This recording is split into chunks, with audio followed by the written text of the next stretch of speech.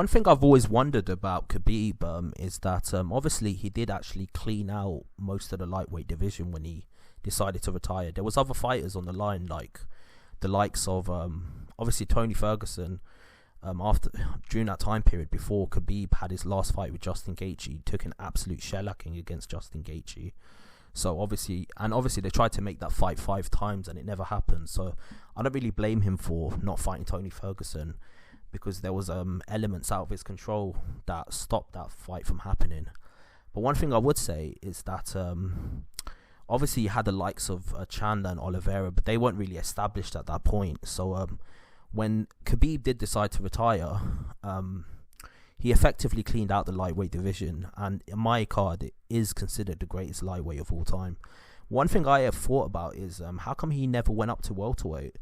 How come he never tried to win a title at welterweight?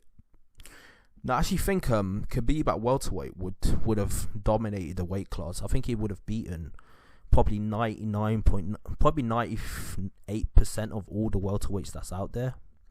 There might have been 1 or 2 that may have given him problems, but I think he would have beaten them. For those that don't know, Khabib kills himself to make the lightweight limit. He absolutely kills himself. I remember seeing videos of him trying to make the lightweight limit, and he's absolutely gaunt. I mean, everybody remembers when he almost literally killed himself to fight Tony Ferguson. He got down into weight, and because the weight cut was so brutal, the fight had to be rescheduled for the 3rd time because of the weight cut. So this is a guy that absolutely kills himself to make lightweight. So one thing that crossed my mind is how come he never tried to go up to welterweight?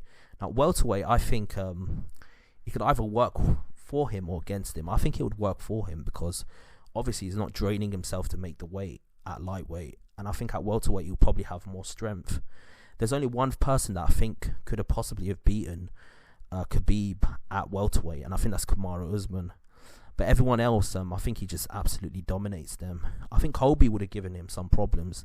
Stephen Thompson, I think, might have given him a few issues.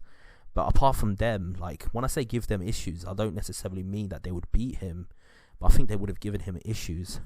The only fighter that I think possibly would have beaten Khabib is Kamaru Usman. Just based on his size, his athleticism, his ability to wrestle, and also his ability to strike now. I think he would have been...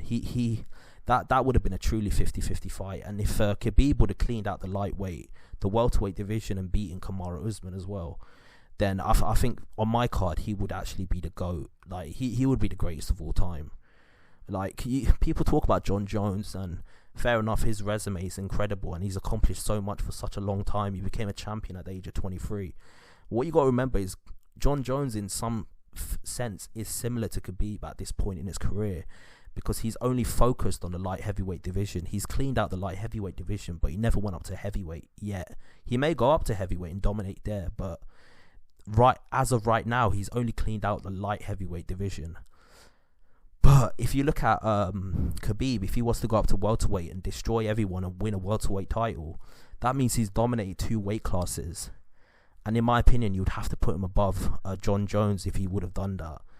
But obviously, we're never going to know now because he's retired. I think he may come out of retirement given the right fight, but at this moment in time, he is retired.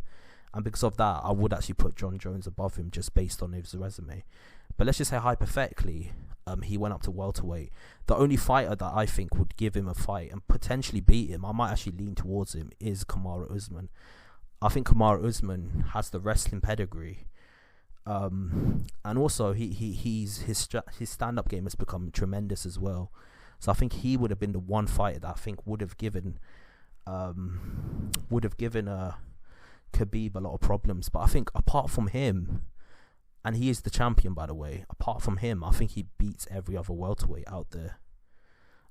Even the underrated ones like Leon Edwards and others like him, I think he would have beaten all of them, but I think Kamaru Usman would have given him problems. I'm not saying that Khabib couldn't have beaten him. I think he could have beaten him, but I think it's a truly 50-50 fight. So, yeah, that's my opinions.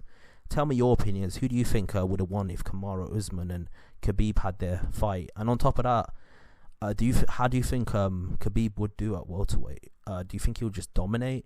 I think he would dominate most of the weight class, but the only fighter that I think would give him legit problems and have the ability to beat him is Kamaru Usman. So yeah, that's my thoughts below. Tell me your thoughts below, and like and subscribe to the channel. I've got a lot more content coming your way. Peace out.